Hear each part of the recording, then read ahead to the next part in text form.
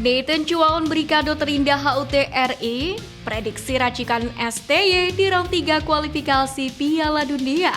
Gebrakan Erick Thohir yang bikin rival ketar-ketir. Simak informasi selengkapnya sebagai berikut.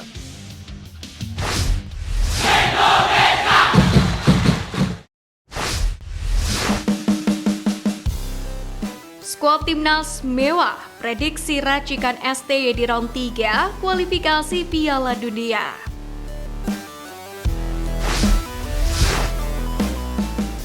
Pemain FC Dallas Martin Paes tidak sabar dapat membela Timnas Indonesia. Dia pun berjanji akan memberikan kontribusi terbaiknya saat turun laga membela skuad Garuda. Pemain berusia 26 tahun itu pun juga mengatakan sangat beruntung bisa menjadi bagian tim merah putih. Hal itu pun menjadi perjalanan baru untuk karir sepak bola profesionalnya. Kehadiran Martin Paes pun akan menambah kekuatan tim asuhan Sintayong untuk putaran ketiga kualifikasi Piala Dunia 2026 zona Asia. Dengan kemampuan yang dimiliki, Paes berpeluang sangat besar untuk mengisi posisi kiper saat Timnas Indonesia bersua dengan Arab Saudi, yakni pada putaran ketiga kualifikasi Piala Dunia 2026 5 September mendatang. Paes sendiri akan menggeser posisi dari Hernando Ari yang selama ini tampil konsisten saat mengawal gawang Timnas Indonesia. Pemain FC Dallas itu pun akan ditemani 3 pemain belakang dalam formasi 3-4-3 andalan Sintayong. Ketiga pemain belakang itu adalah Rizky Ridho, Jordi Amat, dan J. Itzes. Sementara itu posisi wingback kanan akan ditempati oleh kapten tim Asnawi Magualam. Ia akan bekerja sama dengan 3 pemain lain di sektor ini, yakni Tom Haye, Nathan Chuaon, dan Calvin Verdong. Verdong sendiri jadi pilihan utama meski bersaing ketat dengan Saint Patinama dan juga spesialis lemparan jarak jauh Pratama Arhan. Sementara posisi 3 pemain lini depan agaknya tidak akan mengalami perubahan. Jika tidak ada kendala cedera, maka Marcelino Ferdinand, Rafael Strijk, dan Ragnar Oratmangun akan tetap jadi andalan Sintayong. Untuk Martin Paes sendiri, karir profesionalnya dimulai dari NEC Nijmegen kelompok umur dengan total 19 pertandingan, kebobolan 28 gol dan clean sheet 8 kali. Performa impresifnya membawa Martin Paes direkrut oleh FC Utrecht, meski memang tidak langsung bermain di skuad utama dan harus memulai dari tim U21. Bersama FC Utrecht U21, Paes mencatat 18 penampilan dengan kebobolan 54 gol tanpa sekalipun clean sheet. Meski begitu, Paes dipercaya naik ke skuad utama dan berhasil mencatatkan 48 penampilan untuk FC Utrecht di semua kompetisi. Selama itu pula Paes kebobolan 63 gol dan berhasil mencatatkan 12 clean sheet. Karirnya pun kembali mengalami perubahan, di mana Paes sempat dipinjamkan lebih dulu ke FC Dallas pada Januari hingga Juni 2022. Performa sang pemain pun membuat klub MLS itu kepincut. Hingga akhirnya pada Juli 2022 FC Dallas memilih untuk mempermanenkan Martin Paes dengan membayar 17,38 miliar rupiah ke FC Utrecht.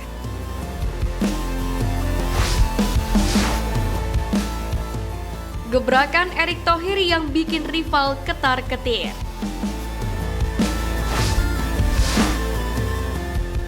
Pertama, training camp Timnas Indonesia.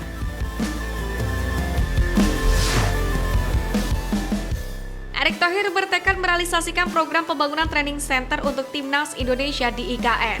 Program ini pun sudah dicanangkan ketika Muhammad Iriawan masih menjabat sebagai Ketum PSSI. Dalam hal ini menurut Erick Thohir, Presiden Republik Indonesia Joko Widodo pun siap membantu PSSI. Ini sudah dibuktikan beberapa waktu yang lalu ketika Erick Thohir bersama jajaran Komite Eksekutif PSSI diajak ke lokasi IKN. Lebih jauh lagi, pria asal Jakarta ini pun bertekad mengembalikan martabat sepak bola Indonesia, terutama di Asia Tenggara atau ASEAN. Ia bahkan menyebut kalau Thailand dan Vietnam mulai ketar-ketir dengan Indonesia. Pasalnya Erick Thohir menyebutkan kalau dirinya bukan ketum PSSI yang kaleng-kaleng. Hal inilah yang membuat rival Indonesia ketakutan. Kedua, blueprint Piala Dunia.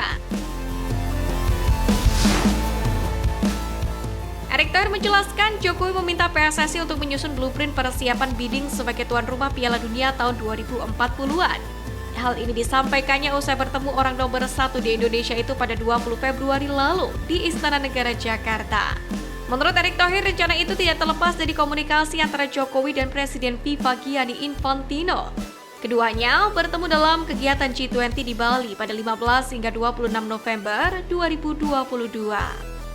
Diskusi Pak Presiden dengan Presiden FIFA di G20, salah satunya Indonesia diharapkan bisa menjadi tuan rumah Piala Dunia 2040-an. Jelas Erick Thohir.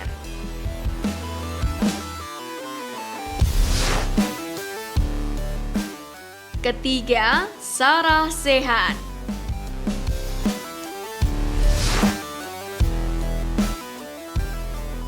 PSSI di bawah komando Erick Thohir menggelar sarasehan sepak bola di Surabaya. Dalam kegiatan itu, Erick Thohir mengundang para stakeholder sepak bola, mulai dari klub dari Liga 1, Liga 2, Liga 3, sampai pengurus asosiasi provinsi atau ASPRO. Erick Thohir pun ingin membahas berbagai isu penting terutama soal kompetisi di forum tersebut. Ia tak mau lagi ada ribut-ribut di luar akibat adanya ketidaksamaan visi dan misi di antara PSSI dan anggotanya.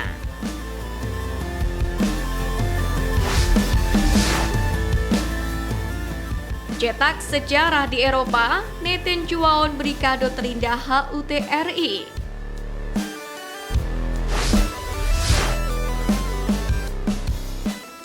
Pemain keturunan Indonesia Nathan Juaon nyatanya punya kado terindah untuk HUT Kemerdekaan Republik Indonesia atau Hari Ulang Tahun Kemerdekaan Indonesia pada Sabtu 17 Agustus 2024. Nathan Juaon mencatatkan sejarah sebagai orang Indonesia pertama yang mencicipi main di kasta kedua Liga Inggris atau Divisi Championship pada Sabtu 17 Agustus. Nathan tampil saat berhadapan melawan Preston North End FC pada Sabtu 17 Agustus di Swansea.com Stadium.